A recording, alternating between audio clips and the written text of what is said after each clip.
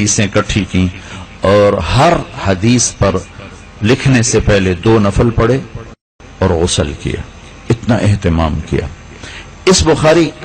کو میں نے اپنے استاد محمد عبداللہ سے پڑھا، خود اٹھا کے نہیں پڑھ لیا، انہوں نے خیر محمد سے، انہوں نے محمد یاسین سے، انہوں نے محمود الحسن سے، انہوں نے محمد قاسم سے، انہوں نے عبد الغنی سے، انہوں نے محمد اسحاق سے، انہوں نے عبد العزیز سے، انہوں نے شاہ ولی اللہ سے، انہوں نے ابو طاہر مدنی سے، انہوں نے احمد القردی سے، انہوں نے احمد القشاشی سے، اور انہوں نے ابو المواہب شناری سے، انہوں نے محمد بن احمد رملی سے، انہوں نے یحییٰ انصاری سے، انہوں نے ابن حجر اسقلانی سے، انہوں نے ابراہیم بن احمد التنوخی سے، انہوں نے احمد بن ابی طالب الحجار سے، انہوں نے حسین بن مبارک الزبیدی سے، انہوں نے عبد الاول بن عیسیٰ الحروی سے، انہوں نے عبد الرحمن بن مظفر الداودی سے، انہوں نے عبداللہ بن السرخسی سے، انہوں نے محمد بن یوسف الفربری سے، اور انہوں نے امام بخاری سے۔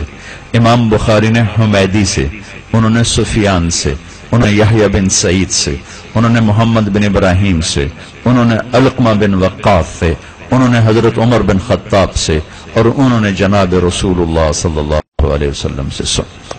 اب جب میں کہتا ہوں انما الاعمال بالنیات، میرے نبی نے فرمایا انما الاعمال بالنیات، مثلا میں حدیث پڑھی کہ جناب کتھو بول رہے ہو، کتھو سنے آجے، میں صرف کتاب تو نہیں سنے، میں 31 واسطے نال سنے ہیں کہ میرے پیچھے میرے نبی تک 31واں واسطہ ہے، اس کے پیچھے میں نے آپ کو ساری سند سنائی کہ میرے نبی کی ہر بات محفوظ ہے۔ لقد جاءکم رسول من انفسکم، میں نے یہ آیت قرآن کی سورہ توبہ کی یہ آخری آیت، من انفسکم، اور اس کو من انفسکم 2 طرح پڑھتے ہیں، ہمارے ملکوں میں پڑھتے ہیں من انفسکم، میں افریقہ کے ملکوں میں گیا، وہاں بعض سارے نہیں، وہاں بعض ملکوں میں پڑھتے ہیں من انفسکم۔ انہی 2 لفظوں کے ساتھ میں آپ کو اپنے نبی کی تھوڑی سی چند باتیں بتاتا ہوں، صرف یہ اس بات کی تائید کہ جو میں کہہ رہا ہوں کہ میرے نبی کی ہر زندگی محفوظ ہے، ساری زندگی محفوظ ہے، صرف یہ بتانے کے لیے۔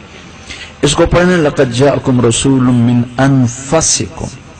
جیسے افریقہ میں پڑھا، مطلب ہے کہ میں ایک رسول بھیج رہا ہوں جو تم میں سب سے عالی خاندان ہے،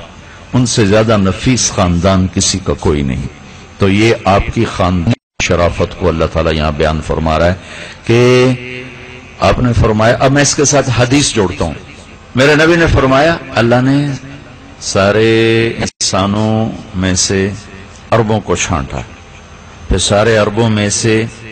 ایک سردار مضر کی نسل کو چھانٹا،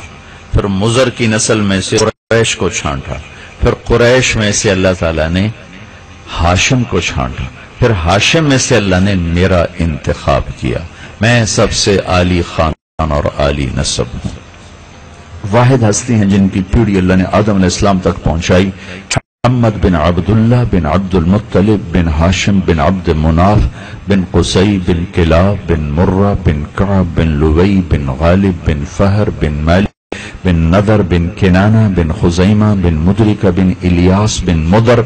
بن نزار بن معد بن عدنان بن اود بن حمیسہ بن سلامان بن عوس بن بوز بن قموال بن ابی بن عوام بن ناشد بن حزا بن بلداس بن یدلاف بن طابخ بن جاحم بن ناحش بن ماخی بن عیفی بن عبقر بن عبید بن الدعاء بن حمدان بن سنبر بن یثربی بن یحزن بن یلحن بن ارعوا بن عیزی بن زیشان بن عیسر بن اغناد بن ایہام